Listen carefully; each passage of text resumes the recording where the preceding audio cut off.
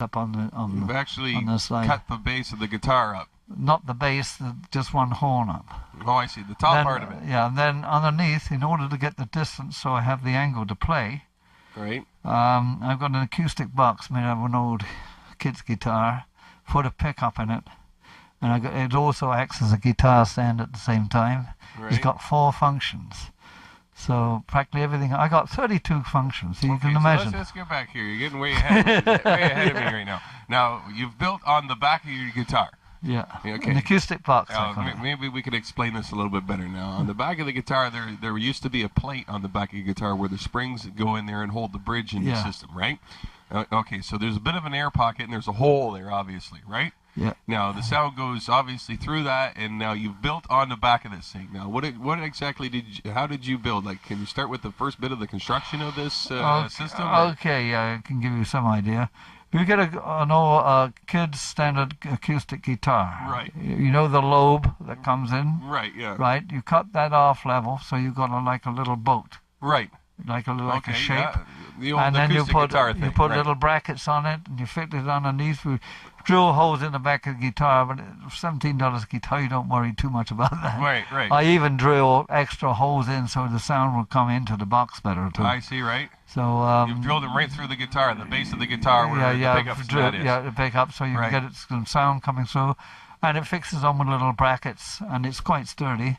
Then I got a little bracket on the end of that, which acts as a guitar stand, so you can stand it up anywhere. Set the guitar down and it'll anywhere. Stay there for you don't need a guitar stand. You've got a built-in guitar stand. Just stand it anywhere. Right. So now you've put a pickup inside this little box that you've built. It's got 4 functions. It's gone on the back of it now, and this pickup it picks up what kind of a sound is it? It gives you an acoustic sound, and you blend it with electrical. Is it like a hollow box sound that you're getting out of it? Yeah, it's like a hollow box. It gives you like an acoustic, like you've got an acoustic guitar. Right. You've got an acoustic guitar sound, and you plug it into the normal system. You've got two lines coming into the guitar. 2 lines out of the guitar now. Yeah, 2 lines coming in. 2 separate systems of pickup. Right.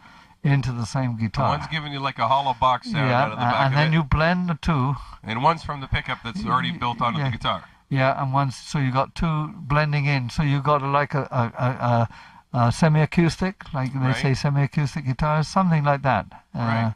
So now, what's the effect overall of the sound? Like, it gives you a. Was this something that you were looking for in a sound, or was this just something that came later on? I was looking. Late at night see, I've got a R100 where you can do it electronically. You can get almost any sound on the guitar electronically. Right. But seeing that I had this, I had to get the distance in. I thought when I built this box in on the end, and have multi-purpose like a guitar. It acts as a guitar stand. It acts as a distance. It acts as an acoustic sound. So it gives you your own little reverb sound in it. Yeah, a little bit of a reverb sound. It's quite different. When I sound a little different. Now, did this whole idea come to you like as a dream in the night, or was this like you added one piece and it started. And it's like a piece of a puzzle. You got the piece of the puzzle there, and you go, oh Jesus, there's got to be more to this, and you just added to it, or you can imagine that when I started this, I had a lot of doubt in Thomas system, and the more they doubted, the more determined I was to make it work. And not only that. The main purpose of the people, I don't think they realize what a disabled person can actually play with this thing. You know, that's a serious function. Right. For me, getting anywhere playing it myself right now, you know, it's out of question. But say, for instance, you had a really talented young person that was a real musician. Right. And he lost his fingers, and he wanted to come back, and he could probably. Now, would you design this? Would you design somebody this? Yeah, I've actually got a phone call last week from the Disabled Society. I was fixing up a session with them. They are interested. Somebody phoned them and told them about me, and they're interested in my system. So right.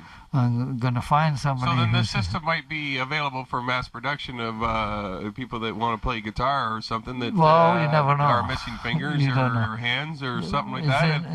You could probably come up with some kind of design for pretty much anybody that they could at least get something. If you've got for instance, if people have various forms of disability, and this system can fit any one of them. And the last resort is that you just got 2 stubs you can put, and you can play pretty crude guitar there. But most people are like semi-disabled. They got some fingers together. Right. And this is what this all designed for. But this is basically playing on like a slide idea. A slide idea, and it's got a different sound. Right. I play on open tuning. Mm-hmm. And then I got this traveling slide system where you got one on the wrist and one on the small finger and one on the thumb. And you can go up. You can do things that you can't play on a standard guitar. With a normal guitar. You can't. No, there's certain sounds. You're getting get tones from this guitar that has never been done before. I don't think so. You've gone places that no one has gone before. Is that what it is? No, I think a lot of people have done similar things to this, but in a different way. I'm not quite sure about it. It'd be interesting to find out. It's a thing that, as I say, because I had a lot of criticism about it, I decided to say, I'm going to make this thing work. Right. Simple as that. Okay, well, let's just talk about some of the venues you've played. You're obviously playing a lot here in London, and can you tell us about some of the places that you've been playing at lately? Or I'm an amateur. Well, and quite frankly. But I am a songwriter. I will say that I write songs, and some of the musicians in London. Well, where have you played? Where have you played at here in London? Oh, practically all the different places all over. around. You've done some work with the Home County Folk Festival people, you usually go to all the Sunday night jam nights and stuff. There's jams every night of the week. Yeah, I mean, there's lots of different places. So anybody that wanted to see you play somewhere could probably Scott's Corners on Thursday, for instance. Right. Free Fried Dreams on Monday. On Monday. I used to play at Lead Bellows when it was open and various other places. But I'm more on of any given night of the week, somebody could probably go and call around and find out if you're playing somewhere. Twice a week. Twice a week. It costs money to go out these days. And don't forget, I'm a senior citizen. I'm on fixed income. Oh, I see. See, I'm over 65. You probably gathered that. So I am probably the only. You can call me a swinging senior. So you're doing this obviously just for the pleasure of your own. Fun. You've decided but if I can help, this is what you want to do in your retirement years. But if I can, it actually is something to do. And not only I organize a lot of things, music functions. Right. For the Sunshine Foundation, for the Home County, for Sumfest, and various other organizations. Right. And I know a lot of musicians in town. Right. And so I'm a contact man for them. So. Well, let's talk about your tape here. Let's talk about some of the tunes that are on the tape here. That this is. They're all original, and I actually started some of them when I played acoustic. Right. With acoustic guitar, and then the last 3 years, of course, I moved. Cardboard Box City. Let's talk about that one. Oh. Now, what's this song all about? Oh, what it's about? Tell these people exactly what it's all about. Well, it's quite simple. People where did you first come up with the song? Oh, well, I go to England every 2 years and that to see my folks, and I'm looking over Tower Bridge in that area, and there's a lot of people living in cardboard boxes like they do anywhere else, like all across North America, everywhere. A lot of people down and outs are living in boxes. And then just around the back of me, there's one posh club just down the road, so I thought I'd write this song, the flight of some people that, we live in a modern, so-called successful society, and I've seen the other side of it, and I just had to write about it. Right. Yeah.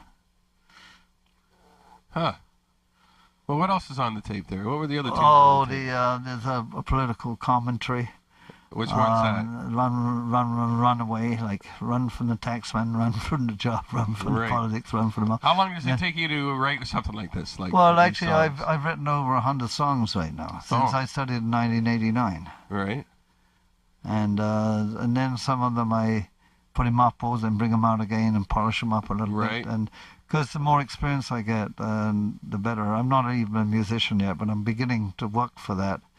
And once I get a little more proficient, I can do a better job on the songs. Simple as that. Yeah.